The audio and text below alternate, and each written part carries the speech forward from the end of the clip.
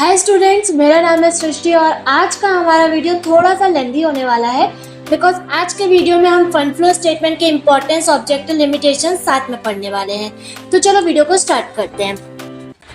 सबसे पहले हम बात करेंगे importance of fund flow statement के बारे में। फर्स्ट इंपॉर्टेंस है हमारा ट्रैक फंड मूवमेंट, मतलब कि पैसे का आना और जाना ये सब दिखाता है।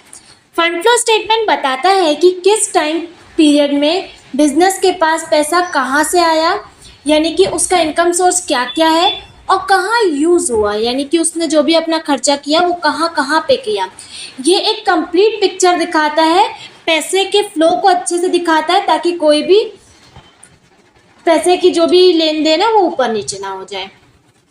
ओके, फिर नेक्स्ट है हमारा एनालिसिस फाइनेंशियल चेंजेस, मतलब कि फाइनेंशियल पोजीशन में क्या बदलाव हुआ ये दिखाता है। ये स्टेटमेंट दो बैलेंस शीट डेट्स के बीच क्या क्या फाइनेंशियल चेंजेस हुए उनका एनालिसिस करता है, जैसे एसेट्स बढ़े या कम हुए या लाइबिलिटी में क्या बदलाव हुआ, ये सारी चीज़ें ये शो करता है। थर्ड है हमारा हेल्प्स इन डिसीजन मेकिंग, मतलब कि मैनेजमेंट को सही फैसले लेने में मदद करता है। अगर मैनेजमेंट को फ्यूचर प्लानिंग करनी है, जैसे नए मशीन लेने हैं या लोन लेना है, तो फंड फ्लो स्टेटमेंट उन्हें हेल्प करता है समझने में कि फंड्स अवेलेबल है या नहीं है। फोर्थ है हमारा शोज वर्किंग कैपिटल चेंजेस। अब वर्किंग कैपिटल क्या होता है, जब हम करेंट एसेट्स में से हमारे करेंट लायबिलिटी को माइनस करते हैं तो जो अमाउंट हमारा बचता है that is our working capital. So shows working capital changes का क्या मतलब है, वर्किंग कैपिटल का इंक्रीज या डिक्रीज हुआ ये बताता है। वर्किंग कैपिटल में क्या बदलाव हुआ ये क्लियरली शो करता है। अगर वर्किंग कैपिटल बदल गया है या बढ़ गया है तो ये अच्छी बात है, लेकिन अगर वो कम हुआ है तो ये अच्छी बात नहीं है बिजनेस के लिए। करेक्ट। नेक्स्ट है हमारा डिटेक्ट फाइनेंशियल स्ट्रेंथ, मतलब कि बिजनेस कितना फाइनेंशियली स्ट्रांग है ये दिखाता है। अगर कंपनी अपने फंड्स का यूज़ अच्छे से कर रही है तो वो एक फाइनेंशियली स्ट्रांग कंपनी में मानी जाएगी। फंड फ्लो स्टेटमेंट से ये स्ट्रेंथ हमें अच्छे से समझ में आती है। Got it. फिर है नेक्स्ट है हमारा 6 useful for investors and creditors, मतलब कि इन्वेस्टर और जो लोन देने वाले होते हैं उनके लिए हेल्पफुल होता है। क्यों? क्योंकि इन्वेस्टर और क्रेडिटर्स देखते हैं कि कंपनी पैसे कैसे हैंडल करती है अपने। अगर फंड्स का प्रॉपर यूज़ हो रहा है तो उनका ट्रस्ट बढ़ता है कि हाँ हमारा पैसा डूबेगा नहीं, वो लोग अच्छे से यूज़ करेंगे। Got it. नेक्स्ट हमारा हाईलाइट इंटरनल फंड जनरेशन, मतलब कि बिजनेस खुद से कितना पैसा कमा रहा है ये दिखाती है। फंड फ्लो स्टेटमेंट बताता है कि कंपनी अपने इंटरनल ऑपरेशन से कितना फंड जनरेट कर रही है। कहीं ऐसा तो नहीं वो सिर्फ लोन ही लेते जा रही है या फिर बाहर से पैसा लेती जा रही है, खुद कुछ जनरेट ही नहीं कर रही है। ये सारी चीज़ें कौन शो करता है, फंड फ्लो स्टेटमेंट शो करता है।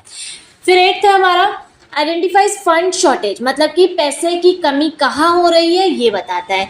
अगर बिजनेस में फंड्स की कमी है तो ये स्टेटमेंट उनकी रीज़न बताता है, जैसे ज़्यादा लोन रीपे किया गया है या नए एसेट्स खरीदे गए हैं इसलिए शॉर्टेज हो गई है। ये सारी चीज़ें फंड फ्लो स्टेटमेंट शो करता है। फिर नेक्स्ट है हमारा हेल्प्स इन बजटिंग, मतलब कि फ्यूचर का बजट बनाने में हेल्प करता है। आने वाले टाइम में पैसा कहाँ यूज़ होगा और कहाँ से आएगा ये एस्टिमेट लगाना ईजी हो जाता है फंड फ्लो स्टेटमेंट के थ्रू। इससे हम स्मार्ट बजटिंग ईजिली कर सकते हैं। फिर लास्ट इंपॉर्टेंस है हमारा इवेल्युएट पास्ट परफॉर्मेंस, मतलब कि पिछले समय में फंड कैसे यूज़ हुआ ये बताता है। फंड फ्लो स्टेटमेंट से ये समझ आता है कि पास्ट में मैनेजमेंट ने अवेलेबल फंड्स का यूज़ सही किया है या नहीं किया है।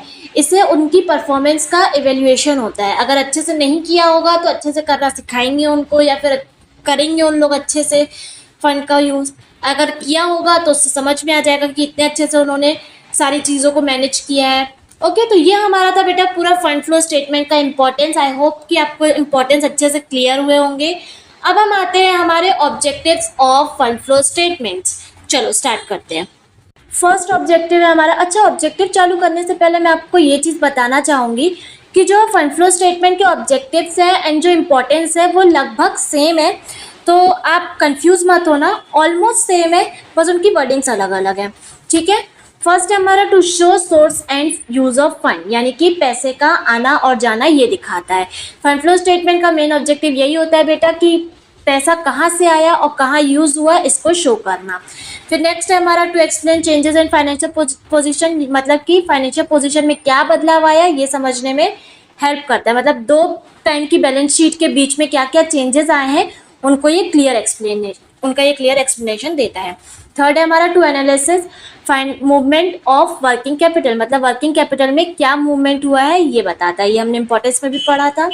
नेक्स्ट हमारा to assist in financial planning, मतलब कि फ्यूचर के लिए फाइनेंशियल डिसीजन लेने में मदद करता है। कंपनी को अगर फ्यूचर में इन्वेस्ट करना है, लोन लेना है या किसी प्रोजेक्ट में इन्वेस्ट करना है तो ये स्टेटमेंट हेल्प करता है प्लानिंग करने में कि फंड कहाँ कहाँ हमें यूज़ करना चाहिए और कैसे यूज़ करना चाहिए और फंड अवेलेबल है कि नहीं है, ये सारी चीज़ें। To identify internal fund generation, मतलब कि बिजनेस ने अपने अंदर से पैसा कितना जनरेट किया है ये दिखाता है, मतलब वो कहीं लोन वोन से ही पैसा तो नहीं ले रहा है, खुद से भी कुछ जनरेट कर रहा है कि नहीं, ये हमें फंड फ्लो स्टेटमेंट से पता चलता है। To highlight non operating activities, मतलब नॉन ऑपरेटिंग ट्रांजैक्शन का इफेक्ट दिखाता है। कई बार फंड का फ्लो नॉर्मल बिजनेस से नहीं होता, जैसे लैंड बेचना, मशीनरी खरीदना एक्सेट्रा, ये स्टेटमेंट ये सब नॉन ऑपरेटिंग एक्टिविटीज़ का इम्पैक्ट भी दिखाता है। नेक्स्ट है हमारा to support loan and credit decision, loan देने वालों को डिसीजन लेने में मदद करता है। बैंक और क्रेडिटर्स को ये दिखाता है कि कंपनी फंड कैसे यूज़ कर रही है, सही तरीके से यूज़ कर रही है कि नहीं, कहाँ यूज़ कर रही है, ये सारी चीज़ें। To track long term financial trend, long term trends को आइडेंटिफाई करना, मतलब कि फंड फ्लो स्टेटमेंट से समझ आता है कि कंपनी का लॉन्ग टर्म परफॉर्मेंस कैसा है।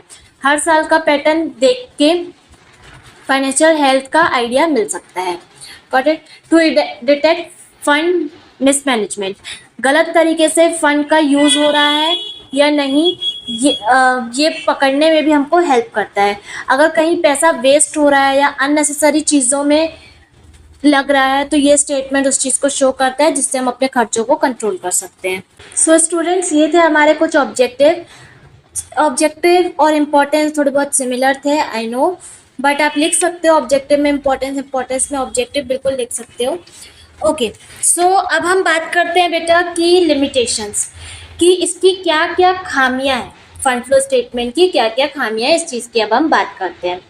चलो स्टार्ट करते हैं। फर्स्ट पॉइंट है हमारा not useful for short term analysis, मतलब कि शॉर्ट टर्म डिसीजन लेने के लिए हेल्पफुल नहीं होता है। फंड फ्लो स्टेटमेंट डेली या शॉर्ट टर्म कैश मूवमेंट नहीं दिखाता, इसलिए अगर किसी को डेली कैश की प्लानिंग करनी है तो ये स्टेटमेंट यूजफुल नहीं होता है। नेक्स्ट है does not show cash position, यानी कि एक्चुअल कैश कितना है ये नहीं बताता। ये स्टेटमेंट वर्किंग कैपिटल यानी कि current assets minus current liability के बेसिस पर बनता है, ना कि कैश के। इसमें कैश का एग्जैक्ट पोजीशन नहीं दिखाई देता। Got it. नेक्स्ट है हमारा हिस्टोरिकल इन नेचर, मतलब कि सिर्फ पास्ट डाटा पर बेस्ड होता है। ये पुरानी ट्रांजैक्शंस को दिखाता है, इसलिए फ्यूचर की प्लानिंग या करंट सिचुएशन को एक्यूरेटली जज करना थोड़ा सा मुश्किल हो जाता है। फोर्थ है हमारा इग्नोर्स नॉन फंड आइटम, यानी कुछ इंपॉर्टेंट चीज़ों को तो ये इग्नोर ही कर देता है, जैसे डेप्रिसिएशन हो गया, इसको इग्नोर किया जाता है, लेकिन ये चीज़ें भी कंपनी की फाइनेंशियल हेल्थ को कहीं ना कहीं अफेक्ट करती है। फिर एक कॉम्प्लेक्स प्रिपरेशन, यानी कि बनाना थोड़ा मुश्किल और कंफ्यूजिंग होता है। फंड फ्लो स्टेटमेंट बनाने के लिए working capital statement, adjustment of various items और मल्टीपल कैलकुलेशंस करनी पड़ती हैं, जो थोड़ा सा कॉम्प्लेक्स हो सकता है। Not a substitute for financial statement, मतलब कि बैलेंस शीट या पीएनएल या का रिप्लेसमेंट नहीं है ये। आपको बैलेंस शीट, पीएनएल ये सब तो बनाना ही पड़ेगा, उसके बाद आप फंड फ्लो स्टेटमेंट भी बना सकते हो। ये स्टेटमेंट सिर्फ एक सपोर्टिंग स्टेटमेंट होता है, इससे हम कंपनी की फुल फाइनेंशियल परफॉर्मेंस नहीं समझ सकते, जैसे पीएनएल और बैलेंस शीट से समझ सकते। जो हमें पीएनएल और बैलेंस शीट से समझ में आती है वो हम फंड फ्लो स्टेटमेंट से नहीं समझ सकते। Got it. नेक्स्ट है हमारा सेवेंथ, लिमिटेड स्कोप, सिर्फ वर्किंग कैपिटल पे फोकस करता है। ये स्टेटमेंट का स्कोप लिमिटेड है क्योंकि ये मेनली वर्किंग कैपिटल के चेंजेस को ही दिखाता है और बाकी इम्पोर्टेंट फाइनेंशियल एस्पेक्ट्स को इग्नोर कर देता है। फिर है हमारा नो स्टैंडर्ड फॉर्मेट, मतलब हर कंपनी अपने तरीके से बनाती है इस स्टेटमेंट को।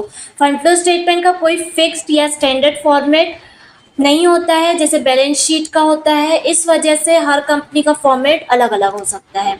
नाइन्थ हमारा टाइम कंज्यूमिंग, बनाने में ज़्यादा समय लगता है। ऑफ कोर्स इसके लिए बहुत सारी चीज़ें कलेक्ट करनी पड़ती है, जैसे प्रीवियस बैलेंस शीट हो गई, P&L अकाउंट हो गया, एडजस्टमेंट हो गई, शेड्यूल्स हो गए, एक्सेट्रा। ये सारी बहुत सारी चीज़ें हमें कलेक्ट करनी पड़ती है, तो ये टाइम कंज्यूमिंग प्रोसेस होता है। लास्ट है हमारा not helpful in cash management, मतलब डेली कैश प्लानिंग के लिए यूज़फुल नहीं होता है।